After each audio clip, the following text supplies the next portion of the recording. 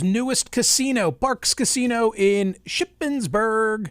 Great news if you live in Western Maryland, Northern Virginia, Hagerstown, Maryland. I'm looking at you. Winchester, Virginia, Chambersburg, Pennsylvania, Martinsburg, West Virginia, and many, many more. You can get lucky now in no time at all at Pennsylvania's newest casino, the all-new Parx Casino Shippensburg. It is smoke-free, unlike Cigar Night. Different story, different Parx Casino. 500 state-of-the-art slot machines, 48 live dealer electronic table games featuring blackjack, roulette, and more. A great happy hour daily at 4 p.m. You can bet sports on the kiosks located in the casino and then stick around and watch all the action at the Side Pocket or the Liberty Bar and Grill. The Side Pocket is where comedy night is every Friday night. Tonight, go see some comedy tonight in Shippensburg. The Liberty Bar and Grill, an upscale family-friendly restaurant and sports bar. Lots going on. Get in on all the action. The all-new Parx Casino Shippensburg off Interstate 81. Visit parxcasino.com. Got to be 21. Gambling problem, call 1-800-GAMBLER. And the Parx Casino outside of Philadelphia, Cigar Night, sold out. So we're going to have some fun in that. Yeah, there it is. Love seeing it. The Liberty Bell Beer Garden. I don't know. Maybe we're onto something here. Maybe not. Maybe not. We'll find out soon enough. But thank you if you're going to join me for the Cigar Night. That's going to be a lot of fun. Okay, headlines now from the Friday edition of the newsletter. By the way... Hang on. Yeah? Go ahead. Speaking of headlines, right? What is on your head? What is on your headliner right now? My cowboy What's hat. You got going on here? My cowboy hat. TC, you didn't get the memo because PJ has his on as well. I am going to San Antonio this weekend to speak and to mingle at Trinity University on Tuesday. So I'm just testing out my garb, my lady. You two look amazing. You two look incredible. Like the Cowboys are in effect. Well, as I said in a brief video that we recorded, you've heard of the urban cowboy. You can consider me the suburban cowboy. Did you film it in front of Lululemon? Yes, we did. Yes, we did. Right next to Starbucks. Hey, by the way, Randy, ISO on camera 2 for those who are watching on YouTube, please. I want to show you something else. Oh boy, we're zooming in. Oh no. Oh boy, nice. There go the legs. Oh, are you wearing jeans too? This is rare. I got my cowboy boots on. Wow. But TC, you've seen these cowboy boots. I used to wear these with regularity. They're beautiful, you used right? to wear them with regularity, yeah. And you used to wear them with a suit, like nice pants, right? And I have them in black too. My recollection is that they're very, very worn in. They're super, totally. like, soft and comfortable. Totally, yeah, it's comfy. All right, so you're bringing them back, huh? Yeah, very nice. San Antonio on Tuesday. I don't know if I'll be wearing the hat, but I'll probably be wearing the boots. But why not? Boy. Yeah, looking forward to this mingle opportunity at Trinity University. In social media, there's the link. Texas friends, you know my rule. If you're within 2 hours, if you're in Austin, if you're in Corpus Christi, you got to be there. Houston, I'm cutting you some slack. That's a long drive. But there is legit an expectation. You kind of went from inviting, quote unquote, my friends to now, if you're close enough, I expect you to be there. Yeah, and I know who you are. I know who you are. Ratchet it up. Yes, I will be taking names and checking the list twice, just like old Saint Nick. Okay, but thank you for noticing. Thank you for noticing. And by the way, it's my hat. My initials are on it. Camera 2, please. Camera 2. Oh, camera 2. Yeah. Zooming in. Right. Zooming in. There Camera 2. Look at that. Mm-hmm. Wow. Right. Nice. Okay. Yeah. How do you think this will go over in the farmer's market? I mean, already, I'm sure tongues are wagging. Tongues are wagging. Tongues are wagging. See, I could see you in a cowboy hat. Oh, I would love it. I wish I had gotten the memo. I would have sported it. Yes, for sure. Do you have one? No. Oh. All right. Well, put that on your to-do list. Hashtag San Antonio. Buy me one. There you go. Hashtag couldn't fit it in the carry-on. Poll results yesterday, 29,661 votes cast. Should Pete Rose be posthumously admitted to the Baseball Hall of Fame? Hey, 63.91% of us, I'm in the majority, say yes. I'll tell you something very interesting about this. The Baseball Hall of Fame, via Instagram, put out a statement. We'll put that up on the screen as well. The Hall of Fame remembers Pete Rose, MLB's all-time hits and games played leader, who passed away on Monday. Charlie Hustle won 3 batting titles, earned 17 All-Star Game selections, and won 3 World Series championships. I maybe shouldn't be reading too much into it. Is that like right? That's their official foreshadowing. That's their official account. That is their official account. Huh. But listen, TC, I don't know. If they hadn't released that statement, then a person like me, maybe me, would be sitting here today saying, can you believe the Baseball Hall of Fame didn't even put out a statement about Pete Rose? Right? That's a good point. Yes, it's a good point. But I am wondering if it's a foreshadowing situation. Like, are they now saying? And how does it work? Like, do they do it once a year, like the Rock and Roll Hall? Oh, yeah. There's a whole process. There's a whole process, voting, the sports writers, et cetera, et cetera, et cetera. But he's been banned. All right. So MLB, if they put him on the ballot, he'd get in. It's whether MLB and the commissioner is going to let it happen. Today's poll question, which I've been discussing both on the program and also on CNN early this morning, which October surprise will have the most significant impact on the election? I give you a choice of Jack Smith's recent filing, the situation in Israel, the port strike. Yes, of course, I know that it's been suspended, but it's still a factor. I thought I'd leave it on the list. The aftermath of Hurricane Helene, people still suffering big time in North Carolina and in Georgia as well, other areas of the South. And then I say, I have a catch-all, something still to come, or nothing will have significant impact. And when you think about it, when I was this morning on with Casey Hunt on CNN played a montage going into the segment of some October surprises of recent years, including, for example, the Access Hollywood grab him by the P-tape from Trump. And I said to her, when that happened, I think it was like the 9th or 11th time that I said, well, Trump's done. And yet he wasn't done. He won that election. And when I look at the last several weeks in this election, nothing has moved the needle. So I get it. There's a lot of support in today's poll question for those who are saying nothing will have impact. There will be people whose names we do not know. There will be events we could not forecast. We've got 4 weeks to go from Tuesday. 4 weeks to go from Tuesday. But I'm convinced that when we're in the Friday before the election, 4 weeks from today, I'll be sitting here and I'll be saying it's neck and neck and they're tied in the battleground states.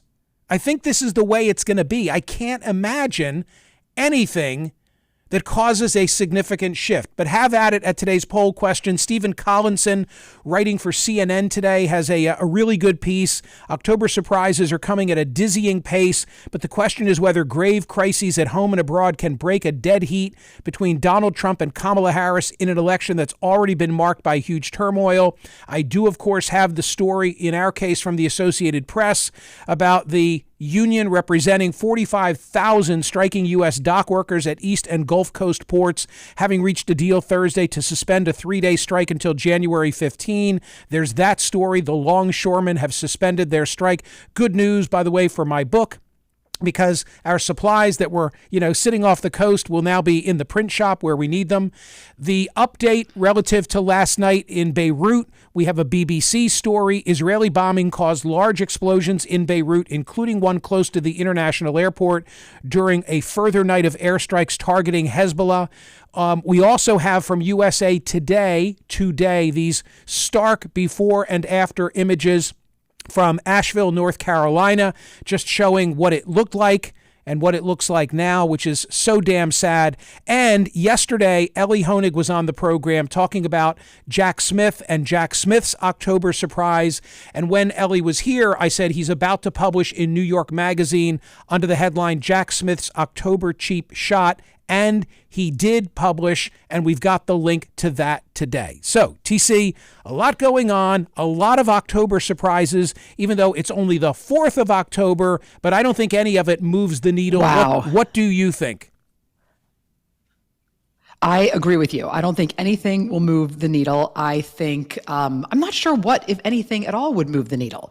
The debate didn't move the needle. Neither debate moved the needle. I think it's just maybe going to be a matter of who gets out the vote. I mean, because it's a game of inches, maybe not.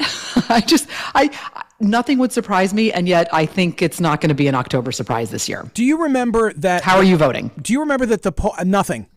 Nothing's going to move it.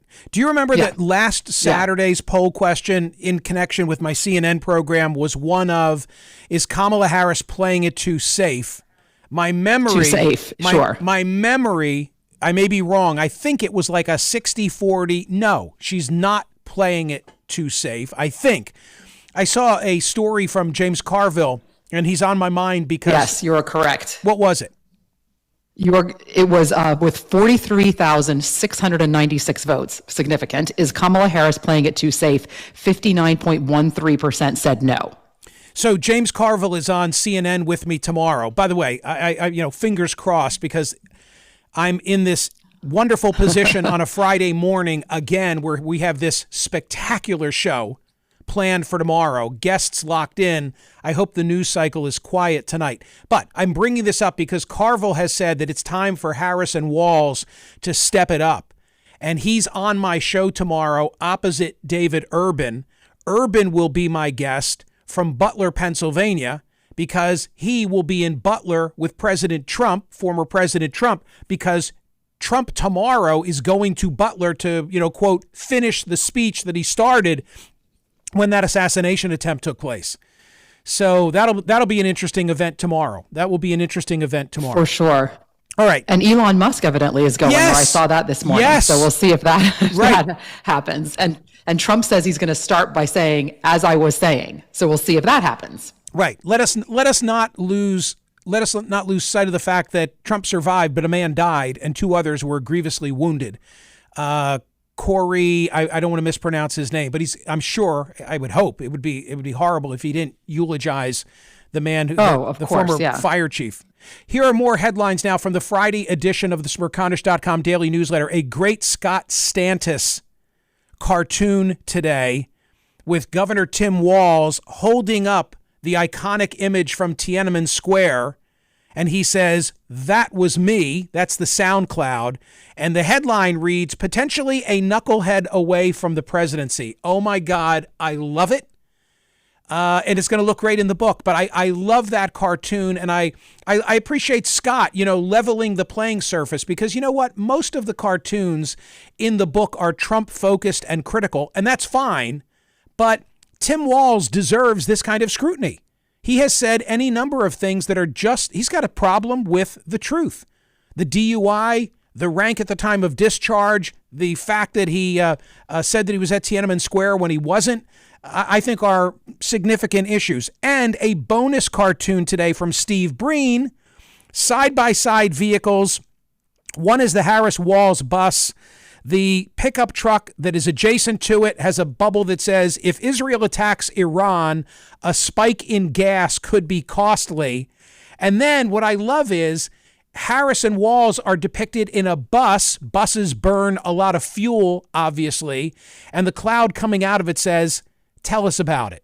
Perfect. I mean, just perfect. And of course, the issue right now is President Biden does not want Israel to strike Iran's nuclear capability, which Trump ridiculed.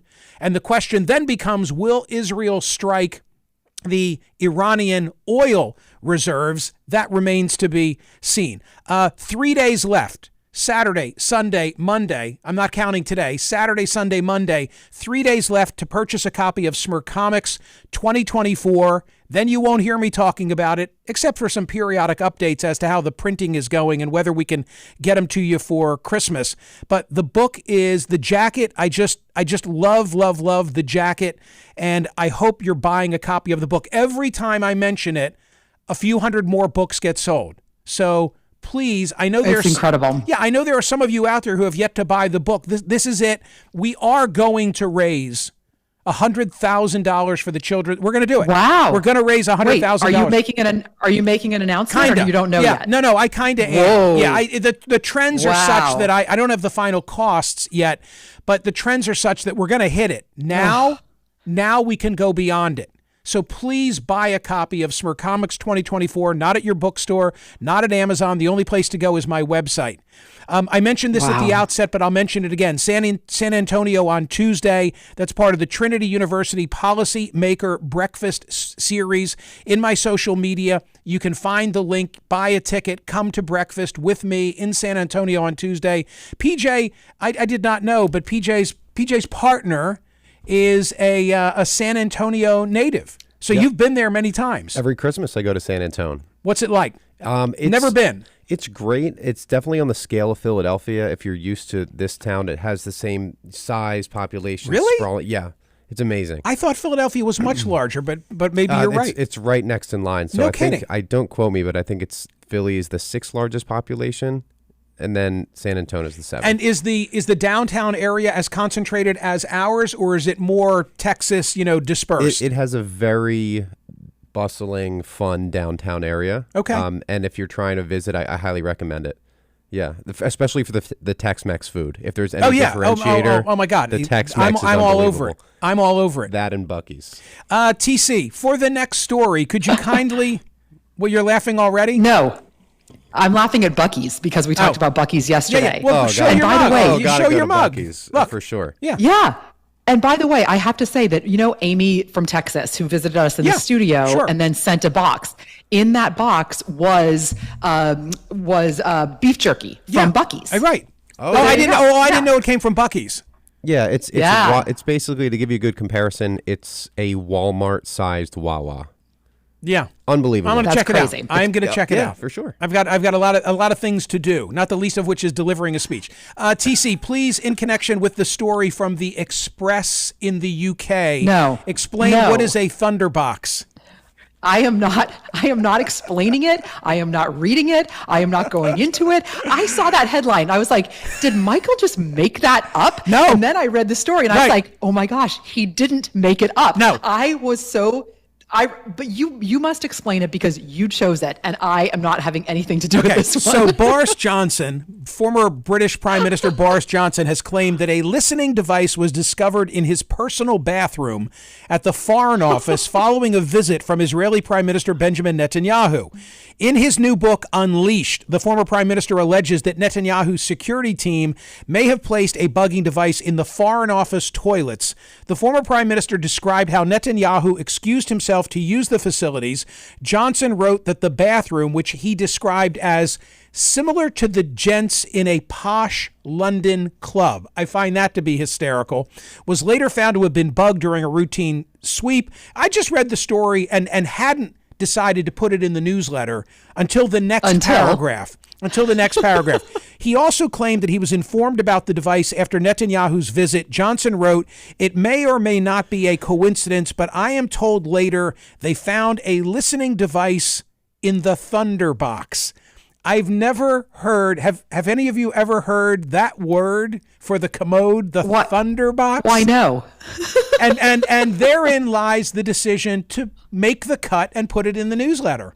We need a little levity. Hey, it's important, and now we will all be thinking of that for the rest of the day, possibly through the weekend. Will you add it to your vocabulary, TC? Will you say, "Pardon me, I need to"? Excuse me. I beg your pardon. I need to retreat to the Thunderbox. Yes, you can only yes, retreat. Michael. I'm gonna say that in polite company. I'm gonna excuse myself at a dinner party. Yes, on the Cape for sure. Yes. For sure, exactly. What a hysterical word! What a hysterical word! I died, and I immediately knew. Yes. From ESPN, a great Shai Otani hit 50 home runs and stole 50 bases, first player to do so. There's a question now as to who owns the 50-50 ball. I can't do it justice, but it's a great story at ESPN where one guy has it and the other guy says, I had it. It's worth a lot of money. It's a really interesting battle. Read that story. And then I just wanted to close with this. There's an essay from Joanne Lippman in the Wall Street Journal today. We spoke of this within the last 6 months on the program. It is titled, "Stop Asking, What Do You Do?" And it is so funny because I met someone a couple of days ago And I found myself, introducing my hand, extending the hand and so forth. And what do you do? And I thought, oh, wait, we talked about this on air recently. And some find that off-putting. For people who have taken career breaks, 4 little words, what do you do, can provoke dread. It seems to conceal a bundle of judgments. What's your social status? What's your income? What's your education? Are you worth my time to talk to? Okay, I get it. So what then should I say? And the story was like short on alternatives, long on explanation as to why you shouldn't say to somebody upon meeting them, so what do you do? And then there was this: change your intro. Find new ways to introduce yourself and greet new acquaintances that don't rely on work. Even a generic question like, what are you up to? How are you doing? Can elicit a more meaningful response than asking, what do you do? And then they quote a guy who's a marketing and strategy consultant who says that when people ask him what he does, he simply says, I rock. Okay. So what do you say, TC? If you meet somebody this weekend and you're trying to be cordial, as of course you are. What are you up to these days? So what are you up to these days? So what's and that can just be that can just encompass everything. So what's your passion? How's that? Yeah. So what's your passion? That's a little weird. That's weird. You wouldn't lead with that. What? I wouldn't start with what you wouldn't lead with that. No. Right. No. Come on. You would say, what are you up to? Yeah, that's just so much more basic. Start basic. Oh, how are you? I'm Teresa Cannon. Oh, how are you, Teresa Cannon? So what are you up to? Hey, what are you up to? So what are you up to? Yeah, that's fine. So what's that's your better passion? Than passion. So where'd you buy that hat? No. Huh. That's what I would say. Did they give you boots Hey, with TikTok. that? Ladies and gentlemen, thank you so much for watching. Thank you for listening. I'll see you on CNN tomorrow morning without the hat, 7:30 YouTube, and of course the 9 o'clock Eastern Time broadcast. See ya. Oh, no, wait, hold on. One more thing. No, one more thing. Wait, I have 30 seconds. Are we still there, Randy? Are we still connected? Yeah, we're still connected. All right, hurry up. Adam Harbor, celebrating a 40th birthday today. We don't do birthday notices because if we do one, we're going to have to always do them. So no birthday notices. No birthday notices except for Adam Harbor. See ya. Happy birthday. Happy birthday, Adam.